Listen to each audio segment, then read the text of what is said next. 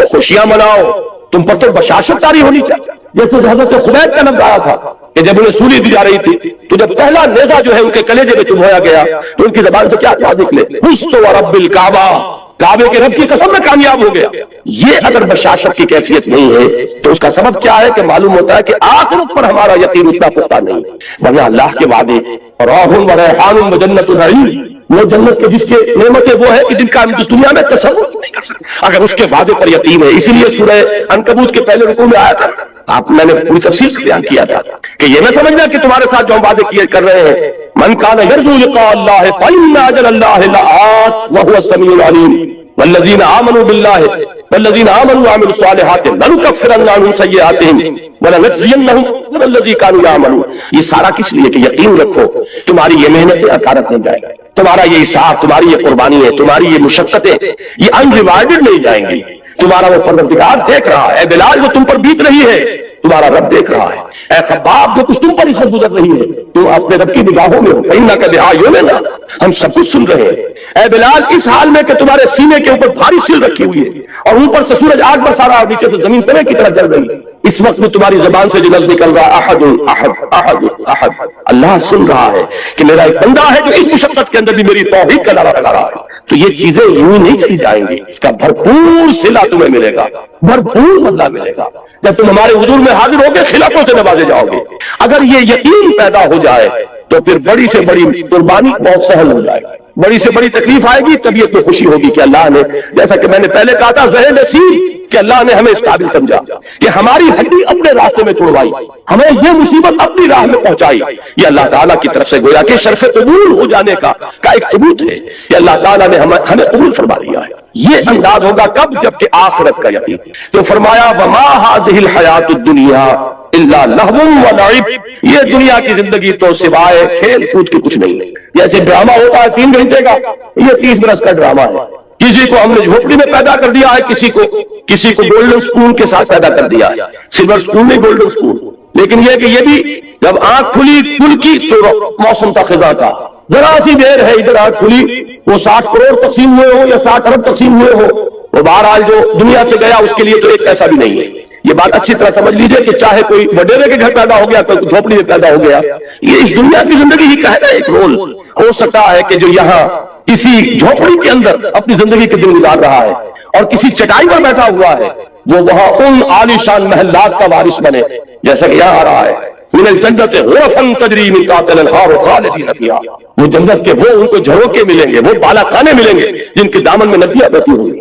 جیسے کہ سورہ صف میں ہم پڑھا ہے وَمَسَاكِنَ طَيِّبَةً فِي جَنَّاتِ عَدْنٍ، جنات عدن میں بڑے پاکیزہ گھرانے ہم نے ان کے لیے تیار کیا. جو یہاں جھوپڑی میں بیٹھا ہوا ہے، آخر کیا معین الدین اجمیری نے ساری عمر چٹائی پر نہیں گزاری؟ کیا محمد رسول اللہ صلی اللہ علیہ وسلم نے ساری عمر چٹائی پر نہیں گزاری؟ وہ واقعہ ایلا جب ہوا تھا، اس کا آپ نے سنا ہوگا یہ ایک واقعہ کہ جب 1 مہینے کے لیے حضور نے ازواج مطہرات سے میرا تعلق اپنا منقطع کر لیا تھا، سورہ احزاب میں اس کا مفصل ذکر موجود ہے. تو حضرت عمر حضور ایک بالا خانے پر تنہا علیحدہ تھے کیونکہ ازواج سے لا تعلقی کر لی تھی. حضرت عمر حاضر ہوئے، نیچے کوئی 6 صحابی بیٹھے ہوئے دروازے پر، ان سے کہا کہ اطلاع دیجئے کہ عمر حاضری کی اجازت چاہتا ہے. حضور کو اطلاع ہوئی، حضور نے اجازت دے دی.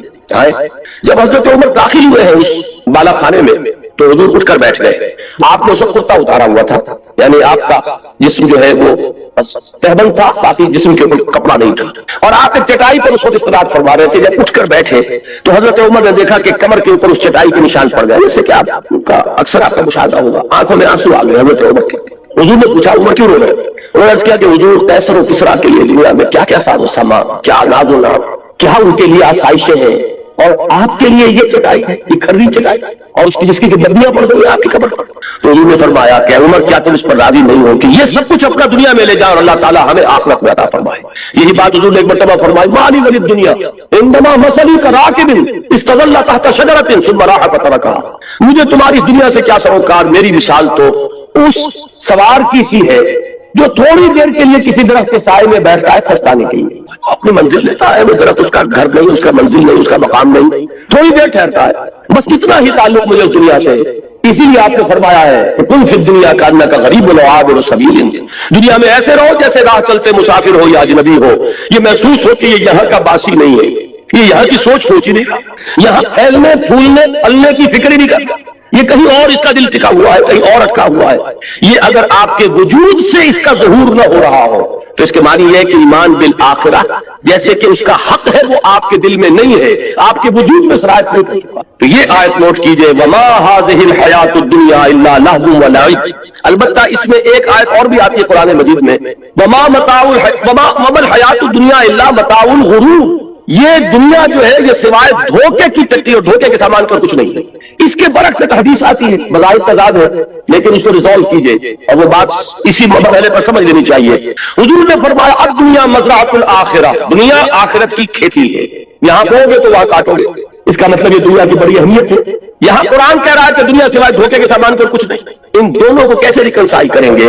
اگر یہ دنیا تمہیں آخرت سے غافل کر دے تو یہ دھوکے کی ٹٹی، پھر تو یہ دھوکے کا سامان ہے. لیکن آخرت کو مقصود بنا کر دنیا میں محنت کرو گے تو یہ بھی آخرت کی کھیتی ہے کہ یہاں بو گے تو وہاں کاٹو گے.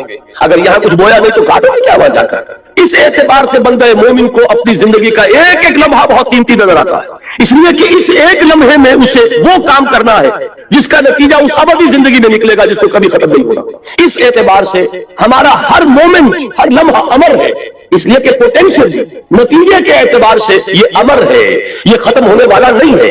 اس لیے کہ اس کے نتائج اس زندگی میں نکلیں گے کہ جس کے لیے کوئی انتہا نہیں. لہذا اس اعتبار سے دیکھیے تو دنیا کا ایک ایک لمحہ نہایت قیمتی. اس اعتبار سے دیکھیے کہ اگر دنیا میں مشغول ہو کر آخرت کو بھول گئے یا دنیا تمہارا مطلوب و مقصود بن گئی تو پھر یہ دھوکے کی ٹٹی کے سوا. وما الحیات الدنیا الا متاع الغرور، ان دونوں چیزوں کو دیکھ رکھیے. فرمایا وما هذه الحیات الدنیا الا لهو ولعب وان الدار الاخرة لهي الحیوان لو كانوا يعلمون. اور اصل زندگی تو آخرت کی زندگی ہے، کاش کہ انہیں معلوم ہوتا. اب آئیے اوپر والی آیات، اس میں خاص طور پر ہجرت کا حکم دیا جا رہا ہے، اور بلکہ حکم نہ کہیے ہجرت کا اشارہ کیا جا رہا ہے، رہنمائی دی جا رہی ہے. یہ ہجرت جو ہے جس کا یہاں ذکر ہو رہا ہے یہ ہجرت حبشہ ہے. یہ حضور کی سیرت کا جو مکی دور ہے اس کا یہ ابتدائی مرحلہ پھر سمجھ لیجئے. آپ نے 3 سال دعوت دی جو کہ خفیہ دعوت تو نہیں تھی، کوئی انڈر گراؤنڈ موومنٹ نہیں تھی، لیکن یہ کہ برملا اعلان کے ساتھ بھی نہیں تھی. From person to person, personal contact سے دعوت بڑھ رہی. تیسرے سال میں وہ آیت نازل ہوئی کہ فاصدع بما تؤمر، اب ڈنکے کی چوٹ کہو اے محمد جس کا کہ تمہیں حکم ہوا ہے. تو آپ نے پہلی مرتبہ کوہ صفا پر کھڑے ہو کر آپ نے واہ صباح کا نعرہ لگایا، لوگوں کو جمع کیا اور پھر اپنی دعوت پیش کی. پہلے 3 سال اور یہ چوتھا سال، اس میں حضور کے خلاف صرف زبانی اقدام ہوا، پاگل کہہ دیا، کسی نے مجنون کہہ دیا، کسی نے کچھ کہہ دیا. لیکن چوتھے سال میں آ کر بات شروع ہو گئی فزیکل پرسیکیوشن. ستاؤ انہیں، مارو انہیں، بھوکا رکھو انہیں، گھروں میں بند کر دو انہیں. جو نوجوان تھے انہیں گھروں میں بند کر دیا گیا. حضرت عثمان رضی اللہ تعالیٰ عنہ کو ان کے چچا نے چٹائی کے اندر لپیٹ کر اور دھواں دے دیا کہ دم نکلنے لگا گھٹن کی وجہ سے. کسی کو گھر سے نکال دیا گیا، بادر ذات برہنہ مصعب بن عمیر رضی اللہ تعالیٰ عنہ مادر ذات برہنہ گھر سے نکال دیا گیا.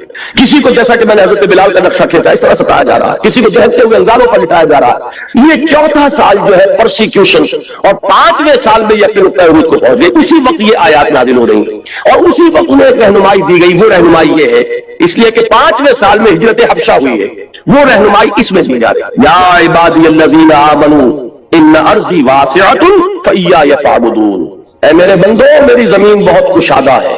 ذرا اندازہ کیجیے کتنے لطیف رائے میں بات کہی جا رہی ہے. یہ نہیں کہا گیا ہجرت کا لفظ یہاں کہیں نہیں آیا. میری زمین بہت کشادہ ہے، بس صرف میری بندگی کرو. یہ بس صرف میری بندگی کرو کا مفہوم کیا ہے یہ تو انشاءاللہ کل تفصیل سے بیان ہوگا. عقیدہ توحید کے عملی تقاضے پر جب یہیں پر اسی مقام پر مجھے تقریر کرنی اور اقامت دین کی جدوجہد کیا ہے یہ ساری چیزیں کل آئیں گی. لیکن اس میں صرف یہ نوٹ کیجئے کہ یہاں کہنے کا مطلب کیا ہے کہ اگر کسی ایک مقام پر رہ کر تم میری بندگی نہ کر سکو تو تم اس مقام سے، اس ملک سے، اس جگہ سے بنے ہوئے نہیں ہو. اور میری زمین تنگ نہیں، جہاں بھی تم جا کر جہاں میری بندگی کر سکو، میری اطاعت کر سکو، میرے احکام پر چل سکو، اس ملک کی طرف ہجرت کر جاؤ. اس سرزمین کو چھوڑو اور چلے جاؤ کسی ایسی جگہ پر. اور یہ ہے کہ میری زمین کشادہ ہے. اگر تم زمین سے بندھے نہ رہو گے تو انشاءاللہ تعالیٰ تم پاؤ گے کہ تنگی نہیں. اس میں لطیف پیرائے میں اشارہ کر دیا گیا. حضرت علی رضی اللہ تعالیٰ عنہ کا اشعار ہے بڑے پیارے اسی موضوع پر. قل للقاعدین علی ہوان اذا ضاقت بکم ارض فصیح بلاد اللہ واسعۃ فضاء وارض اللہ ورزق اللہ فی الدنیا فصیح فَقُلْ لِلْقَاعِدِينَ عَلَىٰ هَوَانٍ إِذَا ضَاقَتْ بِكُمْ أَرْضٌ فَسِيحٌ۔ اللہ تعالیٰ کی زمین بڑی کشادہ ہے اور اللہ کی زمین میں اس کا رزق بہت پھیلا ہوا ہے، تو جو لوگ ذلت کے باوجود کسی مقام پر ٹکے ہوئے ہو ان کو یہ میرا پیغام پہنچا دو کہ اس زمین کو چھوڑو اور کہیں اور چلے جاؤ جہاں عزت کی روزی تمہیں مل سکتی ہے۔ فَقُلْ لِلْقَاعِدِينَ عَلَىٰ هَوَانٍ إِذَا ضَاقَتْ بِكُمْ أَرْضٌ فَسِيحٌ، جب کوئی ایک زمین تم پر تنگ ہو جائے تو اس کو خیر بات کہو کہیں چلے۔ تو یہ مضمون جو ہے یہاں آ رہا ہے ہجرت کے ضمن میں، یا عبادی الذین آمنوا ان ارضی واسعۃ، اے میرے وہ بندو جو ایمان لائے ہو میری زمین بہت کشادہ ہے۔ اب دیکھیے یہاں نوٹ کیجئے، جب حضرت ابوبکر بھی حضرت ہجرت حبشہ کے لیے نکلے تھے مکے سے، حضرت عثمان تو گئے ہیں، حضور کی صاحب دادی ان کے نکاح میں تھی اور میاں بیوی دونوں نے اللہ کی راہ میں جب ہجرت کی تو حضور نے فرمایا یہ پہلا جوڑا ہے جو اللہ کی راہ میں ہجرت کر رہا ہے حضرت لوط کے بعد۔ اس طریقے سے اس کے ساتھ آپ نے ایک مشابہت پیدا فرمائی۔ تو حضرت عثمان گئے اور بھی بہت سے صحابہ گئے، حضرت ابوبکر بھی نکلے، لیکن ابن الدغنہ مل گیا، ایک بہت بڑے سرداروں میں سے تھا۔ کہاں چلے ابوبکر کہ میں اب حبشہ جا رہا ہوں، کیوں کہ یہاں مکے والے مجھے خدائے واحد کی پرستش نہیں کرنے دیتے، میرے راہ میں رکاوٹ ڈال رہے ہیں، میں ایک اللہ کو پوجنا چاہتا ہوں، ایک اللہ کی بندگی کرنا چاہتا ہوں، لیکن یہ کہ مجھے راستے میں رکاوٹ ڈال رہے ہیں، مجھے ستا رہے ہیں۔ تو اس شخص نے کہا تھا کہ ابوبکر ہم تمہیں کیسے جانے دیں گے جبکہ تم تو یتیموں کی سرپرستی کرتے ہو، بیواؤں کی خبرگیری کرتے ہو، تم بھوکوں کو کھانا کھلاتے ہو۔ یہ میں عرض کیا کرتا ہوں کہ یہ صدیقیت کا جو مقام ہے اور صدیقیت کبریٰ حضرت صدیق اکبر ہے ابو بکر، اس کا ایک بڑا قریبی تعلق ہوتا ہے مقام نبوت سے۔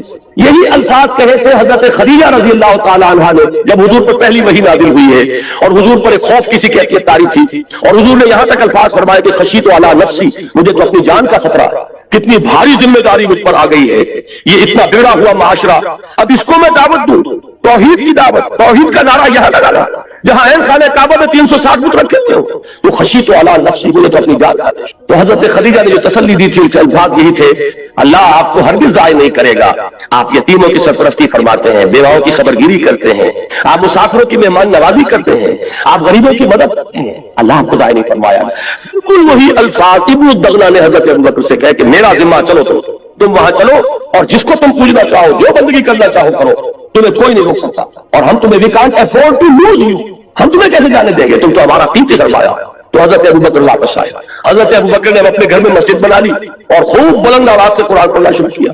اب وہ سارے لوگ جو حیران ہوئے کہ کچھ جرأت کیسے ہو رہی ہے، لہٰذا وہ سب کے سب جب انہیں معلوم ہوا کہ ابن الدغنہ نے امان دیے ان کے پاس پہنچے، یہ تم نے ہمارے لیے کیا مصیبت کھڑی کر دی، ابوبکر بڑی بلند آواز سے قرآن پڑھتے ہیں، ہماری عورتیں ہمارے بچے سنتے ہیں، یہ تو گویا کہ یہ جنگل کی آگ کی طرح یہ بات پھیل جائے گا۔ تو ابن الدغنہ نے آ کر کہا کہ ابوبکر یہ ٹھیک ہے کہ میں نے امان دیا آپ کو، لیکن آپ بلند آواز سے قرآن نہ پڑھیں، آپ خاموشی سے اپنی عبادت کر لیا کریں۔ ابوبکر نے کہا یہ تمہاری امان تمہیں مبارک ہو، میں تو جو بھی اللہ کا حکم ہے اس کو برباد دیا۔ بہرحال میں نے یہاں یہ عرض کیا ہے کہ بالکل یہی بات حضرت ابوبکر نے فرمائی تھی کہ یہاں کے لوگ مجھے خدائے واحد کی عبادت نہیں کرنے دیتے، اس لیے میں اس سرزمین کو خیر بات کہہ رہا ہوں، ورنہ کیا ابوبکر کو مکے کی زمین سے محبت نہ تھی؟ کیا حضور جب ہجرت کر کے جا رہے تھے آپ کو یاد ہوگا کہ جب خانہ کعبہ سے خطاب کیا تھا حضور نے کہا کعبہ مجھے تجھ سے انتہائی محبت ہے لیکن کیا کروں کہ یہاں کے لوگ مجھے رہنے نہیں۔ تو انتہائی محبت ہوتی ہے انسان کو اس سرزمین سے کہ جہاں وہ پیدا ہوا ہو، پلا ہو، بہا ہو، پھر جہاں خانہ کعبہ ہے، جن لوگوں کی بات بھی آنکھیں کھل چکی ہو انہیں تو معلوم ہے کہ کتنی بڑی قیمتی شے ہے یہ کہ جو ہمیں حاصل ہے، لیکن یہ کہ خدائے واحد کی بندگی یہ ان تمام چیزوں سے عظیم تر ہے۔ لہذا اگر مکے کی سرزمین بھی تم پر تنگ ہو گئی ہے کہ تم یہاں اللہ کا کلمہ سر بلند نہیں کر سکتے، اس کو خیر بات۔ یا عبادی الذین آمنوا ان ارضی واسعۃ فایای فاعبدون، یا میں چاہتا ہوں کہ تھوڑا سا اس حدیث کے بارے میں عرض کر دوں جو میں بارہا بیان کرتا رہا ہوں، لیکن بعض لوگ اس میں ایک شبہ وارد کرتے ہیں۔ بعض احادیث میں آتا ہے کہ لا ہجرت بعد الفتح، فتح کے بعد اب کوئی ہجرت نہیں، وہ اس سے یہ سمجھتے ہیں کہ اب ہجرت ہمیشہ کے لیے ختم ہو چکی، یہ بالکل غلط ہے۔ ہجرت کی نیت مسلمان کے اپنے دل میں رہنی لازم ہے، مرحلہ آئے نہ آئے لیکن نیت جیسے قتال کی ہونی لازم ہے۔